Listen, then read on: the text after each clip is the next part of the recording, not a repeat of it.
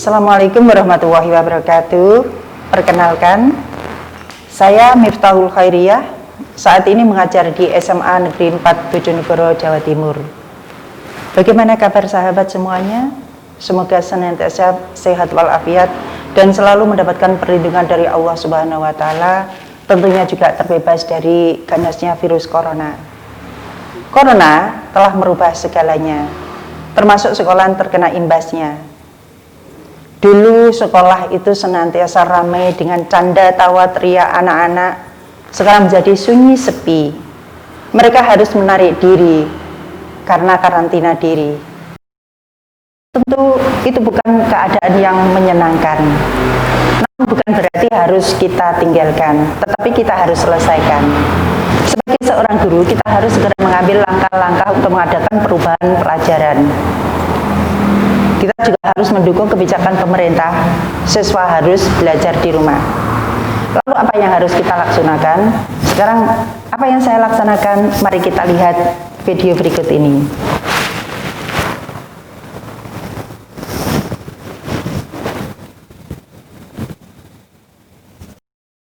Yang saya lakukan diantaranya adalah memilih model pembelajaran yang lebih efektif. Kali ini saya memilih model pembelajaran flipped classroom atau seringkali disebut dengan pembelajaran kelas terbalik. Jadi aktivitas yang biasanya dilakukan di kelas kini dilakukan di rumah. Dan sebaliknya, aktivitas yang biasanya dilakukan di rumah kini harus dilakukan di kelas. Dalam hal ini kelas yang saya gunakan adalah saya menggunakan kelas maya.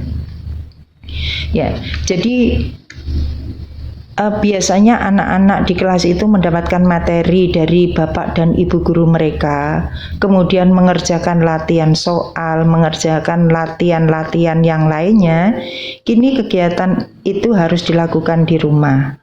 Sebaliknya, kalau biasanya pekerjaan rumah itu dikerjakan di rumah, kini harus dikerjakan di kelas bersama teman-teman dan bapak ibu guru mereka. Hal ini dengan tujuan untuk memahami konsep yang belum dipahami serta memperkuat konsep yang sudah dipelajarinya di rumah. Agar pembelajaran tersebut bisa berlangsung dengan baik karena kita terkendala dengan jarak, maka saya membutuhkan beberapa aplikasi. Aplikasi yang pertama yaitu WhatsApp. WhatsApp ini digunakan untuk berkoordinasi dan bersosialisasi sebelum PPM berlangsung. Yang kedua, Google Classroom. Google Classroom digunakan untuk merekam kegiatan proses belajar mengajar.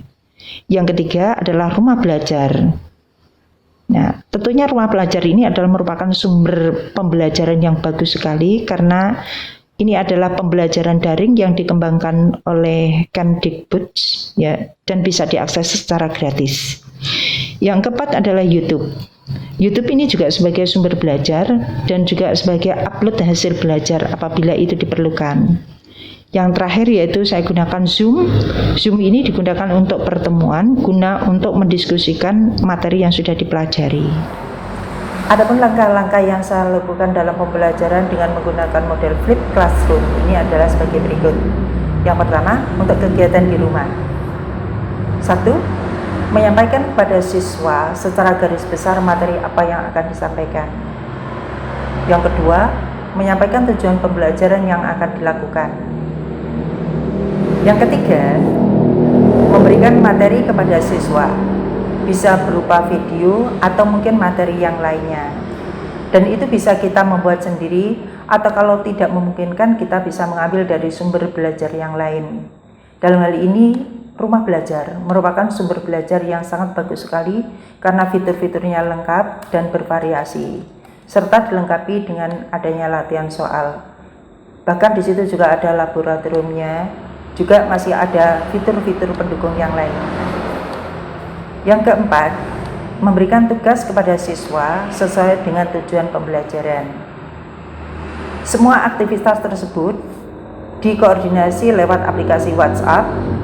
Selanjutnya, link tugas dimasukkan dalam Google Classroom dan dikerjakan di Google Classroom dengan beberapa ketentuan yang sudah disepakati. Berikutnya adalah kegiatan di kelas. Untuk kegiatan di kelas, karena kita ada keterbatasan keadaan, Saya menggunakan aplikasi Zoom. Nah, pertama, saya mendiskusikan dengan siswa-siswa semuanya tentang materi yang sudah dipelajari di rumah. Apakah mereka ada kesulitan dan lain-lain, kita bahas di situ. Kemudian yang kedua, ini tujuannya adalah untuk memperkuat konsep yang belum dipahami oleh siswa, atau juga mungkin mendalami konsep yang mereka pelajari di rumah. Yang ketiga, yaitu pemecahan masalah. Pemecahan masalah seringkali ini juga dilakukan dengan mengadakan presentasi. Rumah belajar merupakan solusi yang sangat tepat bagi pembelajaran jarak jauh di Indonesia. Hal ini dikarenakan rumah belajar memiliki banyak sekali fitur yang sangat bermanfaat dalam pembelajaran, seperti sumber belajar, bank soal untuk mengasah kemampuan, dan juga kelas maya untuk pertemuan dalam pembelajaran itu sendiri. Oleh karena itu, saya sangat merekomendasikan rumah belajar karena rumah belajar itu menarik, inovatif, dan sangat mudah dipahami. Bagaimana sahabat rumah belajar? Ternyata di balik sebuah peristiwa itu ada hikmah di dalamnya. Dengan ada Koronya, kita akan lebih bisa untuk menggunakan aplikasi pembelajaran yang dulu tidak terlalu kita hiraukan, ternyata sekarang menjadi sebuah tuntutan yang tidak bisa kita elakkan. Dan itu merupakan satu dambaan untuk pembelajaran generasi Z. Terima kasih dan wassalamualaikum warahmatullahi wabarakatuh.